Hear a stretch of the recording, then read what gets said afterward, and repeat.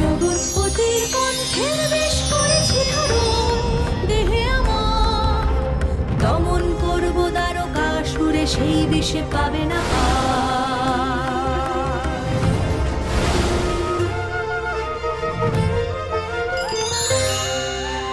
ঘোর যুদ্ধে হুঙ্কারে ভাবছি আমি তোকে, কার বিষে করিস বড়াই, কার বিষ দেখি বাঁচায় কাকে।